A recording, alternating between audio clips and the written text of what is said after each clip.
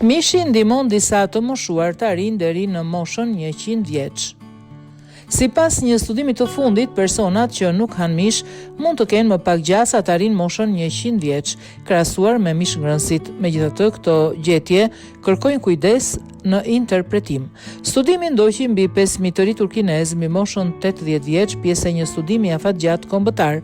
Rezultatet treguan se deri në vitin 2018 ata që ndiqnin dieta pa mish kishin më pak gjasa të bëheshin 100 vjeçar. Në pamje të parë, kjo duket se bie ndesh me deklarata kërkimesh që lidhin dietat bimore me rrezik më të ulët për sëmundje të zemrës, diabetit dhe tipi 2 dhe obezitetit. Por çelësi qëndron tek mosha. Ky studim u përqendrua tek persona shumë të moshuar, nevojat ushqyese të cilëve ndryshojnë ndjeshëm nga ato të moshave më të reja. Me kalimin e viteve ulet shpenzimi i energjisë, zvogëlohet masa muskulore dhe shpesh bioreksi. Kjo rrit rrezikun për keq ushqyerje dhe dobësi fizike. Shumica e provave që tregojnë përfitimet e dietave pa mish vijnë nga studime mbi të rritur më të rinj dhe relativisht të shëndetshëm. Tek të moshuarit shumë të brish, disa kërkime sugjerojnë se mungesa e proteinave dhe kalciumit mund të rrisë rrezikun e frakturave dhe humbjes së masës muskulore.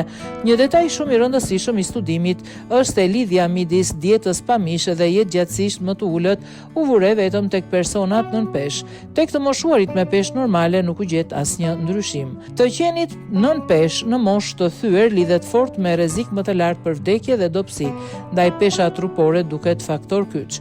Po ashtu bëhet fjalë për një studim vëzhgues që tregon lidhje dhe jo shkak pasojë. Interesant është fakti se personat që përfshinin peshk, qumësht apo vezë në dietë kishin po aq gjasa të jetonin deri në 100 vjeç sa mishngërënësit. Këto ushqime sigurojnë proteina cilësore, vitaminën B12, kalcium dhe vitamin D të domosdoshme për ruajtjen e muskujve dhe kockave.